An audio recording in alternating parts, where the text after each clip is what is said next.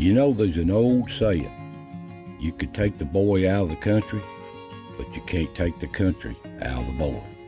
And that holds true, I'm telling you. These old mountains, I don't know if it's my Cherokee ancestry or just in my blood, it's just the way it is. I always love these mountains, and I'll live here all my life. Now this place is so beautiful, from the mountains, the valleys, the waterways, and this one is dedicated to the people that had to leave these mountains once upon a time to make a living. There just wasn't many jobs back in them days. So I'm going to share a little story, personal story, about when I had to leave these mountains. Now my family had to leave these mountains back in the early 60s, back when I was just started in school. He worked in the mines, and the mines all shut down just about. It's just a lull in the coal industry. If you've been from the coal industry, you know exactly what I'm talking about. And there just wasn't no jobs. So we had plenty of family that had farms, but we didn't want to impose on them. We had to make a living with 4 kids. So we just loaded up in that old finger mashing Ford and went up to see my uncle up in Michigan, trying to find work till things straightened back up. And we headed back up this old interstate, I-75, towards Michigan. It's about a 7 or 8 hour drive, according to how you drove it. And the interstate wasn't all together back in them days. It was just segments here and there. You had to get on back roads. And we got up here to a place called Detroit, Michigan. Big old place. But there was a lot of jobs back then. A lot of jobs. So we stayed with my uncle for a little while till we got on our feet. My dad got a job at Ford Motor Company. Not only was he driving these finger mashing Fords, he was building them. That was kind of ironic, wasn't it? Well, Mom and Dad enrolled us in a school here. Looked like something like this. And I know right off the bat that wasn't going to work for me. I fought all the way to school, all the way home from school.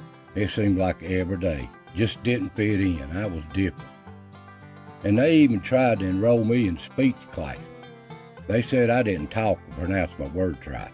So instead of saying the word on, they wanted me to say on. And instead of saying the word dog, they wanted me to say dog.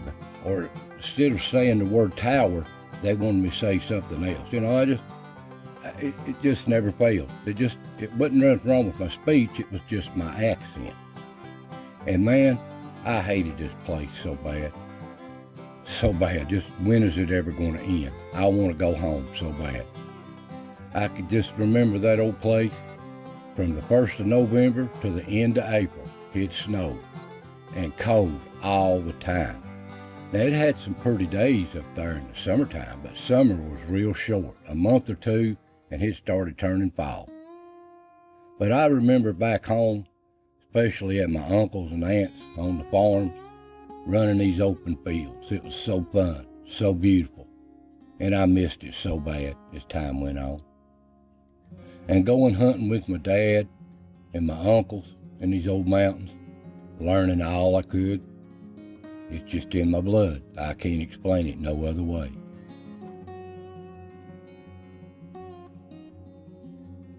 And missing my mama, telling my stories all the time growing up. I miss them so bad. It's just part of your life. You just can't change that. And missing on an old hot summer afternoon, going down to the old country store. I miss that so bad. Yeah, there's plenty of stores up here. But these people up here where I live now in the city didn't know what a poke was. They laughed at me. And we'd get in that old finger mashing Ford every chance we could, Dad would, on a long weekend, and we'd head home. Usually leave out at night, head down that old interstate I-75, heading south. It's a long trip. And it'd be daylight time you got down there around London somewhere on the back roads off I-75, on that last third leg of the journey on these old country roads. And we used to go by an old place called Dog Patch there around London, Kentucky. You could smell the place way before you got there. Now nowadays it don't have that, but back then it had a petting zoo around it. That's the reason you could smell it. You could smell that thing, the air was right a long way. Here's just some old pictures of Dog Patch. And we'd go on down through there and you know you was getting close to home. You'd see stuff like this on barns and stuff. See Rock City. Everywhere. And Dad run over an old skunk on 129 there between Corbin and Barberville one time. And it must have got up around the muffler, because I smelled that thing all the way down to Cumberland Gap. Man, that was a bad trip. Well, anyway, we get into these mountains, and you know you're home. You could see them. Such a beautiful sight. Coming home. Down to Mama's house. And I begged and begged Mom and Dad let me stay down here and go to school with my mama, but no, Mom would never have that. She'd never let us break up the family. So we'd head back on a Sunday afternoon back to Michigan, back up this old interstate. I hated it every mile of the way. Back to this old city. Now don't get me wrong, I had some good friends in the city. I did. It just wasn't my place. I'm not trying to put down the city whatsoever. A lot of good people. And a lot of good people come out of these mountains up here, worked in these factories. They had the same situation working in these old mines. Well, we stayed up there week after week, month after month for about 2 years.